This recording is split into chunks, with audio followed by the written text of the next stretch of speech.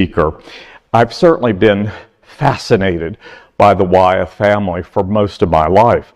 I had the privilege of attending St. Andrew's School in Middletown, Delaware, which you'll know from Dead Poets Society, where the great mural that overlooked our incredible dining hall, where we had breakfast, lunch, and dinner, was a work of what we call Papa Wyeth, about whom we'll hear. And then moving back to Delaware, I had the pleasure of an acquaintance with both Jamie and his late wife, Phyllis Mills Wyeth. There was only one person to call on to explore this extraordinary family, who have pulled, I think, more from American history in their artistry than any artist or group of artists I can think of, and that speaker is Dr. William L. Coleman, Will.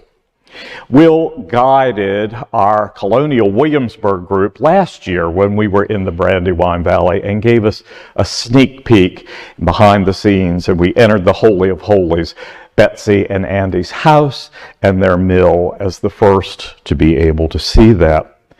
Will is a curator, writer, and teacher specializing in the art of the United States, with a particular research focus on the intersections of landscape painting and the built environment.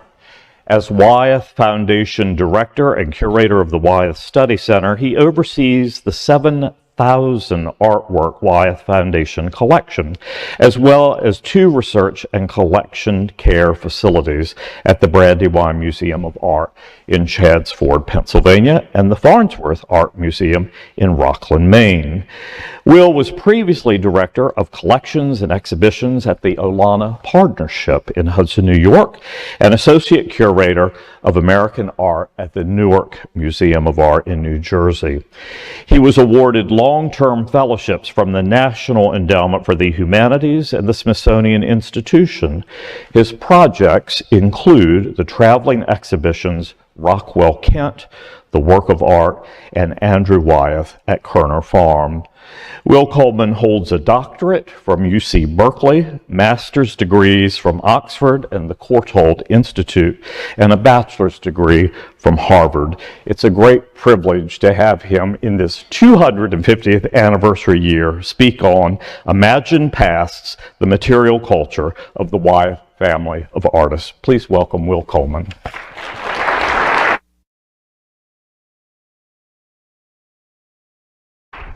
Thank you, Tom, and thank you all for allowing me to try to put a bow on top of this stimulating few days with something that I think brings it all together. I'm thinking of various threads in what I've heard just in the past few talks. I've got a Revere hook. I've got women in preservation. There will be more. So let's see if we can bring it all home. And I must protest. I am proudly a graduate of Haverford College rather than that other place in Cambridge. Proud little liberal arts college outside Philadelphia. I wouldn't be smeared with association with Harvard. That feisty little Quaker college is a perfect preparation for a family that is fascinated by the historic peace churches and a plain country design world, a set of associations, maybe a little bit different from the high style that we've been hearing a lot about today. One of the reasons why I think this is an appropriate way to end our time together and to end our celebration of Colonial Williamsburg's history is that this special place really impacted these folks. We can draw a one-to-one link. We have on the left N.C. Wyeth studio, Newell Convers Wyeth, who is coming to prominence around the same time as Colonial Williamsburg. We can also connect to the Shelburne Museum, Electra Havemeyer Webb's joint up in Vermont, and we can certainly connect to Henry Francis DuPont's Winterthur Museum right down the road from the Wyeth home base in Chadds Pennsylvania. In the middle, the place that a Williamsburg special tour group led by Tom was privileged to see as maybe the first members of the general public ever to get into the Sanctum Sanctorum, a property known as Brinton's Mill, foreshadowing things to come, this place will be opening to the public very soon, one of the contexts for my remarks. And by special request, a little sneak peek of the very private home of one of my many, many bosses, Jamie Wyeth, the artist who is still painting, still going strong today. I think he's 76 years old now and always has paint under his cuticles. He's working hard. So we have a little potpourri here, a little sense of a very particular American family that is fascinated by places like this one, but not trying to be another Colonial Williamsburg. They are drawing on an imagined past, as my title would have it. A set of associations. Adaptive reuse is a fancy word for it. Another way to say it would be mixing and melding historic, visual, cultural, and material cultural traditions to make some really remarkable, we might say, designed environments, some really special places that I'll share with you that in turn shape paintings you may know already. So while this is very much not a story that would pass muster for the historic area up the road, it is another kind of American creative legacy that I think is pretty interesting. I hope you will too. The larger mission here is to get you all to come and visit our worlds, Chadds Ford, Pennsylvania, on the Pennsylvania-Delaware border, midcoast Maine, which we think of as a kind of Wyeth country, where you can still feel these artists at work, see what spoke to them about ordinary people's buildings and the things they valued, and to see how that shaped a really interesting creative practice. So first point of context for my remarks here is this book that just arrived a couple of days ago. We're very proud of it. We have a big exhibition coming this summer that has equipped this, frankly, paintings person to speak deck arts a little bit better than I used to. We've learned a lot more about what Betsy Wyeth collected and why it matters. This is a complicated project we've been working on for a few years, a collaboration, both book and exhibition, by design, The Worlds of Betsy James Wyeth, where we try to tell the untold story of the artist Andrew Wyeth's unsung creative partner, better half, advisor, manager, muse. It goes on and on and on. A really fascinating collector, somebody who had a national network of dealers and scholars advising on shaping some remarkable places. I've chosen just to take a quick snapshot of the page of the book that features something that might actually be worthy of presentation in the museums next door. Most of the collection is not. It does not purport to be the most important works of decorative art that America ever saw. They are things that caught her eye. When she bought a tankard, believing it to be Paul Revere, doesn't hold up to scrutiny a few years later. There's some really interesting things. It turns out to be a lot more global than we ever expected. But on the surface, what you see in a Betsy world, like the place over her shoulder in the Andrew Wyeth painting 747, is an imagined past shaped through mid-20th century eyes. And I think of Tom Savage's talk earlier, authenticity, this elusive notion. These are places that pull the wool over your eyes if you're not trained by the Antiques Forum. The environments Betsy shaped might seem to a passing glance to be preserved in amber from the 18th century. The truth is much more complicated. The truth is much more interesting, I think, and we'll get into that. So another point of context, another connection to other things we've heard about today, the name Charles Willson Peale has already come up.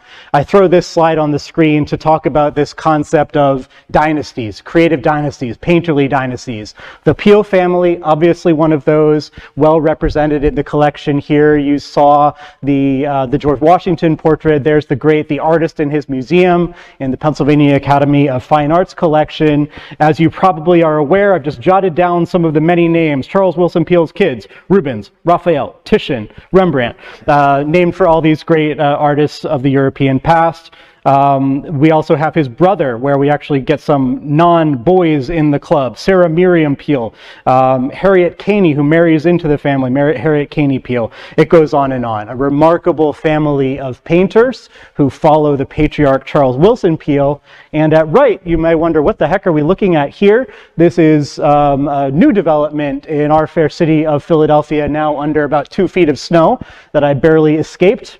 The Calder Gardens, a new museum dedicated to the multi-generational story of the Calder family of artists. Most famous for the guy who made those abstract mobiles. You might be able to picture Alex Calder, aka Sandy, but also his father, Alexander Sterling Calder, his grandfather, Alexander Milne Calder, who famously made the William Penn statue atop City Hall. So there's an interesting thing in the water in Philadelphia. We have a disproportionate number of these multi-generational families of artists, sometimes painters, sometimes sculptors. But I see the Wyeth family of artists in that dialogue, and they are a much more recent story. And I have the good fortune to get to share that story in this unusual job, coming from interest in other aspects of American art and landscape painting to being all Wyeth all the time and thinking about the layers of the story, some very recent documents and images and indeed artworks coming to light. And so much of what you're going to be seeing here has not been seen by anyone before. Starting where it began, Newell Converse Wyeth, N.C. Wyeth. What do we think about when we think about N.C.? I'll give you just a little taste of his design worlds. We have his lovely self-portrait. I believe that was 1927, currently on view at the Brandywine on loan from a private collection. With that strange abstract background, this is something he did just a couple of times. The N.C. Wyeth I know is not only one of the preeminent artist-illustrators in America who crafts this historical imagination, a theme you'll keep hearing me mention through works like Kidnapped there of 1913. He's also a skilled teacher, and he is quite officially the teacher of the artist Andrew Wyeth and a number of other artists who come to study with him, and I think that's an underrated aspect of his legacy. He himself is the student of the great Howard Pyle, a name that came up twice at lunch with some colleagues just a moment ago. So maybe some of this is already known to many of you. These are painters who are not just taken seriously by painting people like me. They are also useful to places like this one, to places like the Museum of the American Revolution, for the way they help us to live with the past, to imagine ourselves into the past, to romanticize the past, and not always perhaps to get the past exactly right. But they do at least spur a romantic sense of wonder, a historical imagination that is deeply infused in successive members of the family. I'm trying to tie this all back to material culture, and one of the principles that Newell Converse Wyeth taught his children, and particularly the student of his that I know best, Andrew Wyeth, is a sense of almost ethnographic effort to get the stuff of history right and to live with the physical objects of the past. When he paints a saber, he's got a saber in his prop room in Chad's Ford that he's looking at, and he's trying to get it right. He has historic costume, and the kids are dressing up in these historic costumes and running through the fields of Chad's Ford playing cops and robbers, and Robin Hood was a particular game. So when he paints a historic uniform like this one, he's looking at a specific article. That is a principle inherited from Howard Pyle. Sometimes the specific costumes, the specific shoes, as I'll mention in a moment, came directly from Howard Pyle to N.C. Wyeth to Andrew Wyeth. So we can only really imagine through the paintings, through the places, what it's like to grow up in this really remarkable creative milieu where Dad is working on his huge latest mural commission, and you're just messing around with real swords by the side of his canvas there with your friends. You're seeing models come in to be sketched in action. It's a really unique way to spur a very particular creative disposition that will go in interesting directions that follow. Another key point of context here has to be the Battle of Brandywine. They're not only getting this historical imagination from Dad, they're getting it from growing up in a place that is very conscious of its history, and you still feel that today in Chad's Ford. There is real consciousness in that region that one of the great battles of the Revolutionary War was fought on this land, and you see mentions of that every little historic site everywhere you go. There are those in this room, Scott Stevenson, who know this far better than me. It's fascinating to hear somebody like that who mentions every little building in relation to the role it played in that greater conflict. Even a relative newbie to the region can't miss the musket balls that are turning up in local gardeners' plots, and cannonballs embedded in walls, as Scott was mentioning earlier. So it's a place where that history feels very close to the surface, and that is a perfect preparation for an artist, Andrew, who I see as uncommonly gifted at looking beneath the visible surface of things, seeing layers in the land, layers in his people, and building a multi-layered practice that is easy to love for its surfaces, but that also has many other layers of depth beneath. Here is a sense of how N.C. Wyeth lived. I've already given you a peek of the studio, and we'll come back to that. This is an Andrew Wyeth watercolor, 1988, long after his father's death, 42 years after N.C. Wyeth died. Andrew Wyeth is at the height of his career, best known for practicing both tempera painting with egg yolks and pigment, as well as watercolors like this one.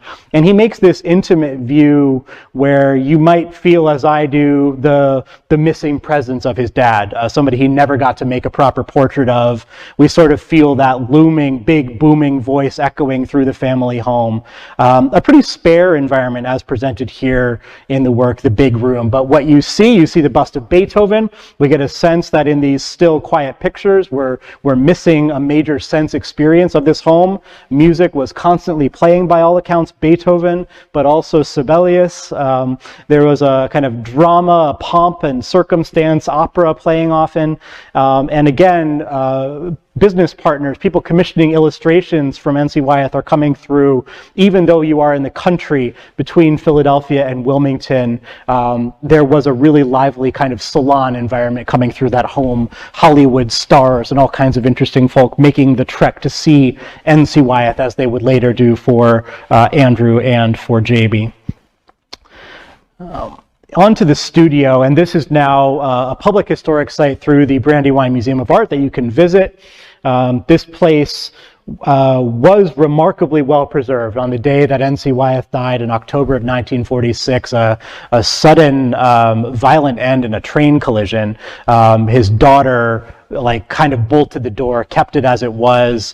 On the table in the middle, there's a pallet over which she's placed a piece of plexiglass saying, my father's pallet as it was, October 1946. So it's a real time capsule. What you see there as we try to think about the material culture, the portable objects, the way the Wyeth shaped buildings is a nautical imaginary. There's a lot of fascination with the coast of Maine, about which more later. Model ships all about. There's a canoe, a Wabanaki canoe by a known maker on the other wall. The artist painting smock there, extensive library where the student artists could learn from the artists of the past. So it's an interesting place. It's not as wild and out there as some of the buildings I'm going to show you in a moment, but lovely natural light. You're looking through to the big mural studio in the distance there, where N.C. Wyeth could take on great public commissions. So N.C. starts the ball rolling. He is encouraging his students, his family members, to live with the stuff of the past, to try to get the ethnographic truth into their paintings, not just to give an idea of a sword, but the actual article, to try to honor the past they reimagined in paint through representing its physical objects. Where do we go from here? So this is the brood of N.C. and Carolyn Wyeth. I'm mostly going to be speaking about the lower right because it's just the artist we know the most about, but not the only creative person in this family. We also have Henriette Wyeth top left, Carolyn Wyeth middle. I'll go lower left first, the composer Anne Wyeth. And then the black sheep of the family, top right, Nathaniel Wyeth, who is a brilliant chemical engineer with multiple patents. He invented the plastic shotgun shell, all these things. So takes his gifts in a different direction, painted there by the runt of the litter, the little brother, Andrew Wyeth, lower right. Andrew Wyeth, I think it's fair to say, has become the most famous member of this family. Gifts preserved early, recognized by his family. We have it all from the very beginning, childhood drawings, right through the end of his life. More than 11,000 recorded works of art, of which 7,000 are in the collection I steward now. So an uncommonly well-documented and well-preserved creative legacy that was shaped by material culture, that was shaped by living with history, collecting, and then infusing your paintings with what was collected. If you know this artist at all, you may know works like these. We've got Christina's World in the Museum of Modern Art on the left, Groundhog Day, Philadelphia Museum of Art, 1959 on the right. Just two of the artist's best known images, the sort of things that are selected for inclusion on a US postage stamp. What can we learn for an Antiques Forum context from these two works? We've got a fondness for vernacular architecture. He's not painting high style buildings in the heart of the city. He's painting ordinary people's buildings and finding levels of evocation and mystery and poetry in the Olson House, this weathered old building that is also now a public historic site through my other museum, the Farnsworth in Maine. A weathered old structure that could use a coat of paint to protect it from the harsh salt spray of the Gulf of Maine. It's seen better days, but a place that embodies certain values just as the figure of Christina Olson there in the field does. And here, if we look from the inside out in the Kerner farmhouse in Chadds Ford, also now public through this well-loved creative legacy with the brandy wine. An ordinary house in Chadds Ford that had Quaker history, going back to the Brinton and the Ring families.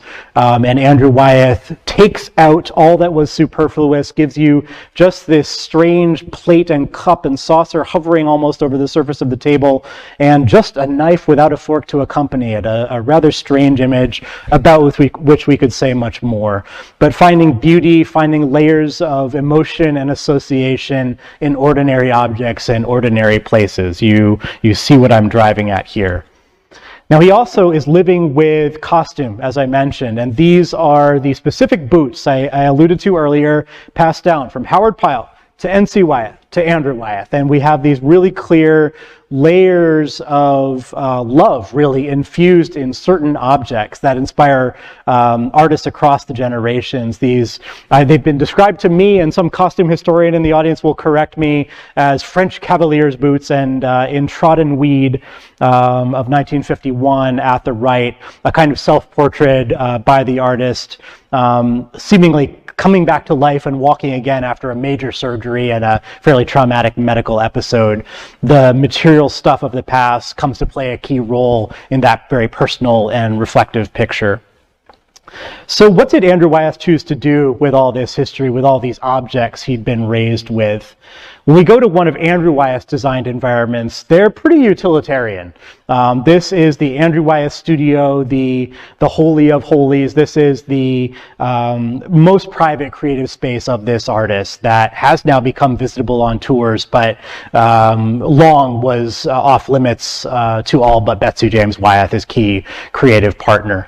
It's staged here, informed by historical evidence, as it was in the making of the Temperate Raccoon, shown there on the easel, with drawings thrown carelessly about, a mess of paint spatter everywhere, and a converted one-room schoolhouse.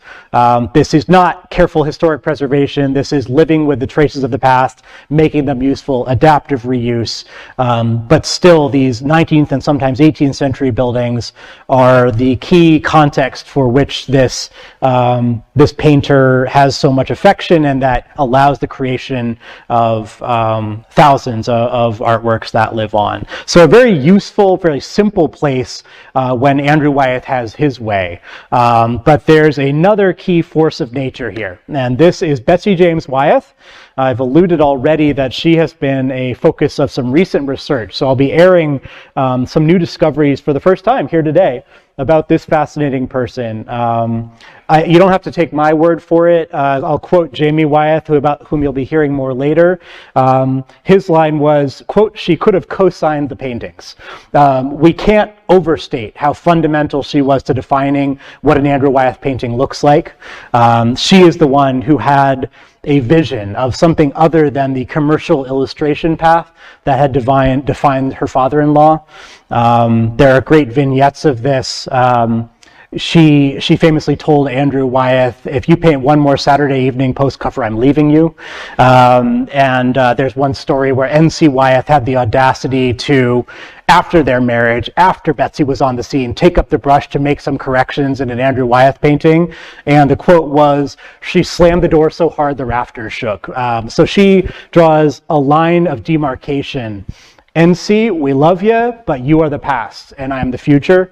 And she charts out this different path of the fine artist, seemingly at a remove from commerce. We can push back against that and we can dig into it, but the narrative, the mythology she crafted was of the pure artist, separated from those commercial commissions that had defined his father, those illustration contexts that shape a certain kind of historical imagination, and crafted a three-dimensional world to enable a certain kind of practice by Andrew Wyeth that was defined by austerity, a limited color palette, a limited range of geographic subjects, a limited amount of explicit narrative, but leaving more to the imagination. This is Betsy's vision as much as Andrew's, or if not more so.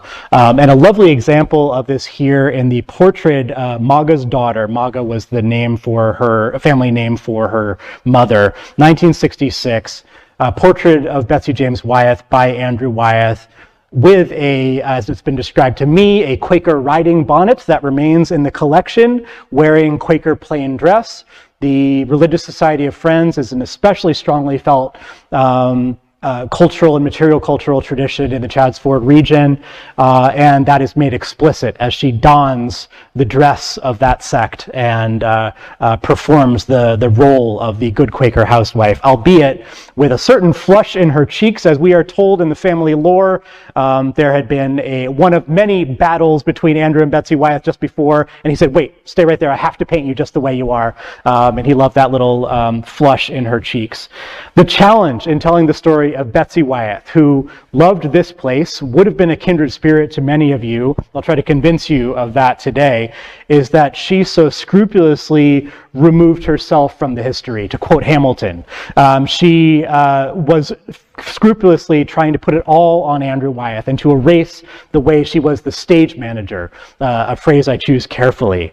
There's a great example of this. This is a fairly brutal letter that pops up in our archive, not really the way we would say these things today. 2006, the advancement office at Colby Sawyer College in New Hampshire, not Colby in Maine, which she'd briefly attended before her marriage, writes to Betsy, hoping that she would return to campus to share some reflections on her unique creative partnership with her husband. She declines, saying, quote, "The last thing in the world that I would want to do is take the slightest credit for my husband's success. Tell your students I send them my blessings and best wishes to enrich their future husbands' lives in a way that only we as women can do." This is 2006, and she's still voicing the values in which she was raised in the middle of the 20th century. And that's what I'm working with. We have to read her story against the grain of her own rejection of the spotlight, and more archival evidence is coming to light of just how fundamental she was to this story, not only to beloved paintings, but again, getting to the built environment here, the buildings, the landscapes, remarkable designed environments that Betsy, not Andrew Wyeth, shaped. There's, what did all this mean to her? Another good quote here. She was getting some pushback for the sheer ambition of some of these designed environments she made. One person calls one of them Betsy's folly. And she says, if Andy paints it just once, it will have been worth it. And this is how she thinks about her legacy. She is a strong, incredibly smart and talented woman who subsumes her identity under that of her husband. And so it's a real honor to get to put her story in the spotlight for a change. And it is a remarkable story. So what did she make? These are her three major projects: Brinton's Mill, Chaddsford, Pennsylvania, the place that Tom Savage mentioned earlier, the place that a Williamsburg VIP group was some of the very first people to see as we prepare to open it to the public this summer for the first time ever. And I should clarify what that means. This remarkable designed environment, this remarkable composite of 18th century associations was badly damaged by flooding from Hurricane Sandy in 2021, I think it was. And so some of the buildings are currently inaccessible, but we're delighted to be able to get people into the building you see on the left, known as the granary, where we'll be able to tell the story of the mill proper back right and the mill house in the middle distance with this low kind of garage shed attached to it. When she gets started, largely a ruin. Very different creation when she gets going, and we've got the evidence of all that. But moving on quickly, Southern Island up top. Just off Tennis Harbor, Maine, an old, fairly ruined lighthouse and fog bell tower, that strange pyramidal structure on the shoreline there, and then the lighthouse keeper's house beyond. Betsy goes from Brinton's Mill to Southern Island, her next larger canvas, which she shapes with another set of regional associations. New England, this romantic idea of the working waterfront, marine industry, work on the water. And then her ultimate creation, and creation it truly was, Allen and Benner Islands, lower right, a linked pair of islands 5 miles out to sea in the Gulf of Maine, incredibly remote. And everything you see here was the creation of Betsy James Wyeth. It allows you to think, as I've sometimes heard the captain of the Monhegan boat line out to the next island say, this was a carefully preserved fishing village that the Wyeths lived in for a while. Au contraire, this was hardly there when they got started. The Orr house there that looks not unlike the Olson house you saw in the background of Christina's World, completely a Betsy Wyeth architectural design, and so on and so forth. Other buildings transported out to sea, more on that later. A remarkable project, and one of the stories we want to take seriously in this upcoming exhibition. When you come into the gallery at the Brandywine Museum, you will see a big immersive projection where we will transport you 5 miles out to sea, we'll transport you to Southern Island, etc. And you'll have the next best thing to being in these places, some of which are still private today. So it's an incredible legacy, and we can start to flesh out what are the common threads within it. What can we learn about Betsy's vision? What can we learn about what Andrew Wyeth took from this vision? Some of the key threads I've already alluded to. We've got the receipts. We've done the research. It really was Betsy Wyeth's project. Andrew Wyeth was furiously productive in the studio and had no interest in all this building nonsense and buying up ever more property. He was pretty well content to stick to the paintings. This was, as it's so often been called, Betsy's world. And she shaped them start to finish with a team of assistants and trusted advisors, people from across the country, as she tried to get each project right. So we really do claim them as Betsy's. We can also say that her overarching vision proclaimed its own descent from a vaguely 18th to 19th century Euro-American past in which recognizably Quaker, Shaker, and Anabaptist vernacular stylistic markers were decanted with mid-century modern assumptions and an imagined revolutionary industrial and resource extractive past. The result we might call a kind of austere Yankee minimalism. There are open landscapes that evoke a 19th century extremity of clearing and grazing before forest reclamation. Interiors and often exteriors are minimally ornamented in fieldstone or frame. They efface the marks of their own modernity. And just wait till you see some of these interiors.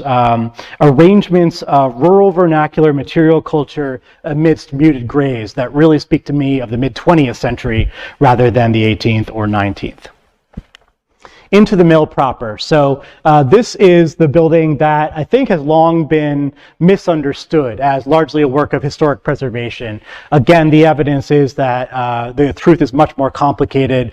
I chose these couple of images taken from our friend Peter Ralston, great photographer, for the way you can start to notice one of the motifs that is crucial to reading Betsy in Brinton's Mill, which is these kind of manneristic elongated dormers, long and narrow, know, very strange, and we can prove they were not there when she got started. That sort of buff-colored addition is 100% Betsy, and she dramatically transforms the roofline of the large mill building in the distance. Where did she get this idea? We can trace it to the Ephrata Cloister in Ephrata, Pennsylvania, the so-called Sisters House here, in addition to other buildings in the area, but this is just one where, again, we can put Andrew and Betsy Wyeth at the Ephrata Cloister just about a year and a half before she gets started on Brenton's Mill. So it's a pretty strong likelihood that she was thinking about this place. We see Betsy's handwriting starting to work out some designs, and then it looks like she made her artist, Andy, make some even more refined drawings to help her to realize this vision. So she's taking a little bit from the Ephrata Cloister there. She's taking little bits from the historic fieldstone tradition of the Quaker settlers of Chadds Ford, and making something really remarkable. Part of what fascinates me about the Brenton's Mill project is what you don't see from the outside. And there is another recurrent theme in her labors that we might call the quixotic, this romantic evocation of historic industry. And inside the mill, a nice new image taken for our book there of a place that few people ever get to see. We know that Betsy Wyeth saw fit to make the mill grind again, not merely to make this a pretty building from the outside, but she saw it as fundamental to the success of the project to go really deep on historic milling technologies and techniques, corresponded nationally with both historic and contemporary experts in water power. New letters came to light just a couple of weeks ago suggesting that she was going to try to generate some electrical power from this mill and not just do some historic costumed interpretation a la Williamsburg. Really fascinating. An exception that I think proves a wider rule, and I will evoke those industrial embodied practices in other of her projects a bit later. This is a really useful resource, and this was a feature in the magazine Antiques. Let me get the year here, 1964, November of 1964, their ongoing Living with Antiques feature that I think continues to this day, and these photographs are gold in my line of work. There are very few images of what the place was like when Betsy judges the project finished, and these are a few. So you see the original black and white Victor Lasanti image, and the folks at the magazine were very kind to give us these original transparencies. We are inside the granary there. One of these buildings will be able to open to the public very soon. Don't know if it'll be staged exactly that way, but we'll be able to step into these spaces and to think about the impact they must have had on those who lived there. Some of the spaces inside the mill house, the residential building, feel almost worthy of Williamsburg or Winterthur. They're close by reference, a very short drive down the road, 17 minutes, Google Maps told me the other day. Historic paneling collected from another building, transported there to the upstairs guest room. They could do that if they wanted to, and there are some times where they want to, and they give you the feeling of a transplanted room. But what really interests me is spaces like this one, which I hope you'll find as shocking as I do. Little bits and bobs of historic material culture on this brutally white modern flooring material. It feels like some Chelsea white cube gallery. And that plainness, that austerity is classic Betsy. That's what I'm calling Yankee minimalism. That is akin to what Tom was sharing with us earlier today, the eyes of the late 1950s and 60s, imagining a Chadds Ford tavern on the verge of the Battle of Brandywine. So a really interesting composite here, and we've been digging into the specific objects in this collection with Joshua Lane, furniture curator at Winterthur, who wrote that nice essay I showed on the screen a moment ago. We're trying to understand what she lived with. As alluded, it's more complicated than we thought when we got started. When we got started, the hypothesis was a scholarly collecting practice focused on southeastern Pennsylvania decorative tradition. The truth is anything that caught her eye. And there are certainly important objects from that regional craft tradition, but there are Mexican objects, French tables, all kinds of unexpected things the more we dig into it. So it's complicated, it's fascinating, and we can only imagine what it was like to have this as your family home. How did this impact Andrew Wyeth? And just two of the paintings that came out of this place, a view toward the mill building in Night Sleeper. I should clarify, unless otherwise noted, every painting you're seeing here is in the Wyeth Foundation collection, this remarkable resource that Betsy Wyeth placed under this unique management structure, created my very fun day job getting to steward this collection. Night Sleeper is one of those, a 6-footer that we get to share at the Brandywine. Sparks on the right is much less widely known. That is in a private collection, but you get a sense of Andrew Wyeth reimagining those strained modern floors, that strange space at the heart of the mill house, this eerie fire of the old tavern, but then this bare chamber around it. So what Betsy creates is already imagined, and then Andrew Wyeth reimagines it in paint there. And I'll note for any New Englanders in the room, you can just make out an LL Bean boat and tote bag there in the corner below the candelabrum. So these little intrusions of modernity, a little playful touch there in this very strange and otherworldly vision in Sparks, which is 2001, Night Sleeper, 1979. So let's go to Maine. Maine is a place that has many other complicated stories for the final part of my time here today. This is a useful map. I don't know if you'll be able to read it in the back of the room, but hopefully you can at least make out red dots of association, the key environments of Wyeth world down east. The part of Maine that comes to be so rich in designed environments and material culture associations for the Wyeths is, as I think of it, a place between. It is not Northeast Harbor, fancy Mount Desert Island, that place where maybe some of you go in the summers.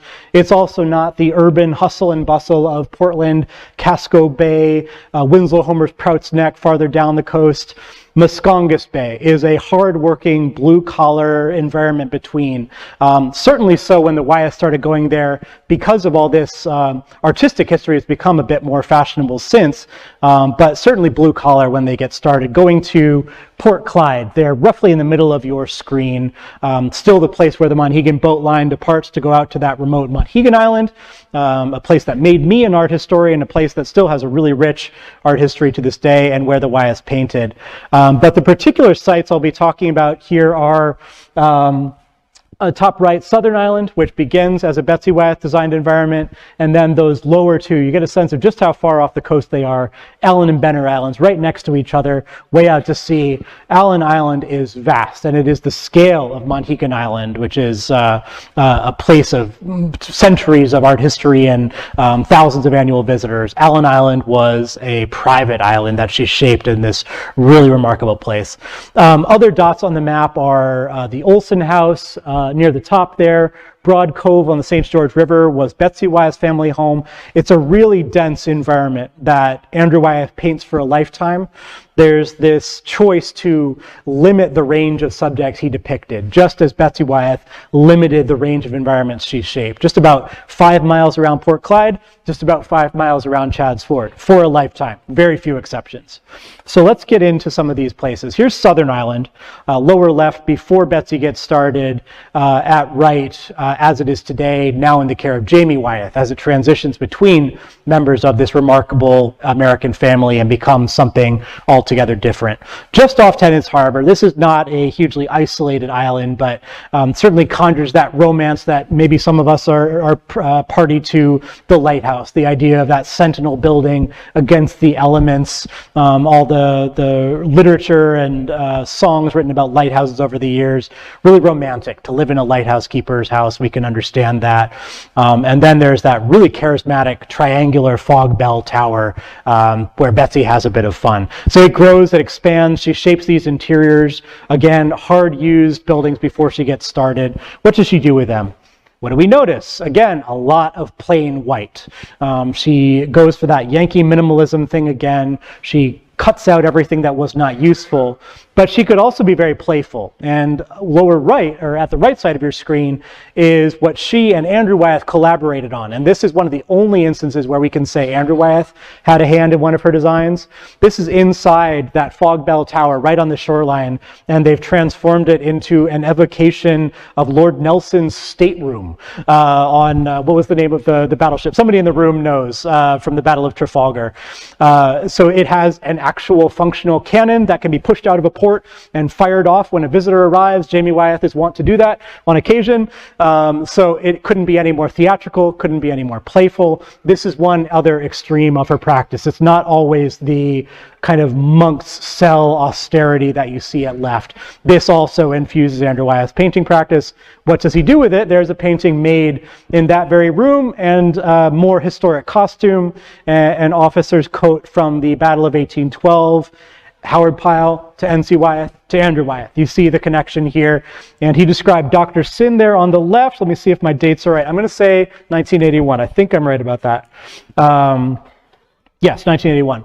And then 1982, naval officer's coat in the painting officer's quarters. He called Dr. Sin in tempera there a self-portrait. A bit morose, he's maybe starting to feel his own age there, getting into the latter parts of his life, a few more maladies, but looking out the windows of the Fog Bell Tower that he had shaped with Betsy on Southern Island. And now this is what Betsy found when she got started on Allen Island. So you'll hear again my axe to grind with the friendly ferry boat captain who says, Betsy preserved what she found on those lovely islands you can see out there. This is what she found when she got there, which is largely overgrown islands that did have a pretty interesting 19th century history of sheep herding and clearance, this Maine tradition that islands were natural sheep enclosures without predators. You can ferry the sheep out to sea and let them graze until they're fat and covered in wool, and then you can take them in and shear them. I mentioned this kind of reenactment of historic industries. That's what Betsy gets up to when she gets started on Allen Island. Peter Ralston, our trusty photographer again, documenting Betsy transporting sheep back to the island as she clears it, as she brings it back to an imagined past in the 19th century, a perfected New England fishing village, a monumental earthwork across hundreds of acres. This is what she found. And you're looking, I have played with the points of the compass a little bit, but you are looking at the same part of the island as you saw in that last image. Again, the heavily wooded shoreline, and now the village that she's created there. A huge labor. I've given you an inset of the house you can't quite see beyond that solitary tree, the blockhouse, 100% Betsy James Wyeth design. And I want you to note particularly the shining white building at the middle, high and square. That's known as the sail loft. The sail loft, again, is a kind of exception that proves a wider rule. Earlier today, we heard about the transport of Wilton 13 miles up the road. I see you and raise you transporting a sail loft 5 miles out to sea over water in pieces just to serve as the heart of a village of 19th century associations, this remarkable composite Betsy Wyeth created. You see the sheep pen there, lower right. You get a sense of the sheer scale of this labor. All Betsy, not a story that has been widely understood, and we're so thrilled to get to tell that story today. What does she do with Benner Island? Benner Island there, just conscious of time quickly, before and after. There are a few little cottages on the harbor. A lobsterman was said to have used that as a kind of offshore base for his operation, maybe spend a night there from time to time. And you're seeing just a fraction of the buildings that Betsy created on Benner Island, just across the short harbor from the sail loft and Allen there, with that beautiful evocation of New England vernacular architecture there, the Orr House, the leftmost building, that might call to mind things like the Olson House, might call to mind some of the buildings that Electra Havemeyer-Webb transported to the Shelburne Museum. These places were in the ether. The Wyeths were aware of these places as they were aware of Colonial Williamsburg, and this is what they did with those inspirations. This place, unlike Brinton's Mill, has come in for some discussion previously, and mostly what we're trying to do here is broaden the conversation, incorporate Pennsylvania into it. Architectural Digest back in 2009 did what I understand is its first ever two-parter, part 1 and part 2, about Betsy's world, and has begun to tell this story. But there's so much more to this legacy than has been widely understood.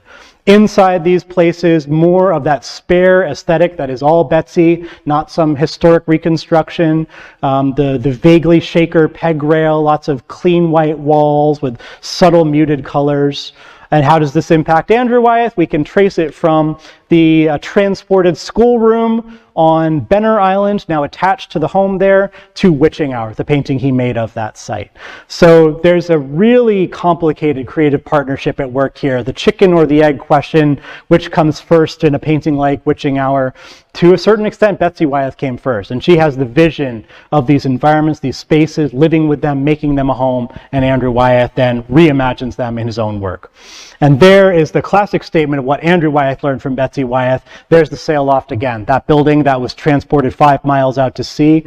My last note on Andrew there, before we see a little bit of Jamie and conclude, his final tempera, the last painting painting in that medium he made before his death, Goodbye, alternately titled Goodbye My Love, a kind of portrait of Betsy's labors on Allen Island through the sail loft. That was the charismatic statement at the heart of her creation, with the local friendship sloop going just out of frame.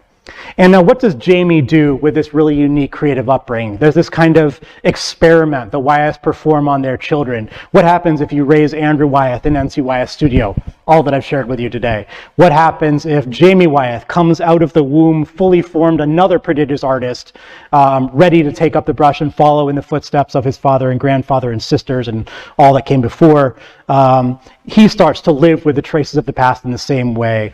Early painting of the house he bought that was built by the artist Rockwell Kent on Monhegan Island, living in these remote extreme environments and shaping places like that one to his own taste, which is, I think we might say, horror vacui, the fear of emptiness, the love of eclectic oddities and taxidermy and everything. He takes it in another direction. Maybe there's a bit of a pendulum swing against the austerity that was often characteristic of his parents, but you still see historic uniform, you still see a fondness for the sea and all that came with it. The bathroom on Southern Island with these lovely little ships models all about. You get a sense of this imagined nautical past in Maine, all that came with it. Sailors' valentines, those lovely little mosaics of shells that sailors were supposed to have made on board. Taxidermy seagulls, traces of the whaling industry. All of this characterizes Jamie Wyeth's design world. Fascination with Moby Dick, with Rockwell Kent, who depicted Moby Dick. He'll have bits of whale jawbone arrayed on the wall as a decorative touch and nautical charts as well. And now my final case study here, coming to the end of my time, is what he's doing now. We talked about in Pennsylvania on the Delaware border, the historic peace churches and fascination with the historic design languages of those traditions. The Shakers, known for their round barns, the round barn there at Hancock, Massachusetts. And this is what Jamie Wyeth has just built at Point Lookout Farm. Showed up in the New York Times, maybe you heard about it. A reproduction of a Shaker round barn to house this. There's Jamie, the boss, in front of the largest painting his father ever made, his grandfather ever made, N.C. Wyeth's Apotheosis of the Family, now open for tours through the Brandywine. So that is a really fascinating way to bring this full circle. Another way he engaged with the built traces of the past, like his mother and like his grandfather and father before. I see with Jamie the story of the Wyeths' imaginative relationship with historical material culture continuing and growing in unexpected directions. But as far as we can tell, the story ends with him. He's the last of this dynasty, the last artist of this group. We're working hard to record all of these sites and the memories that go with them, both for Jamie as well as for his parents. And it's been really rewarding to see how all of these design environments are still speaking to current artists who visit this place, who visit Allen and Benner Island. And we hope that you too will be inspired to visit the places behind the paintings, to experience the intersection of layers of history and imagination. Thank you.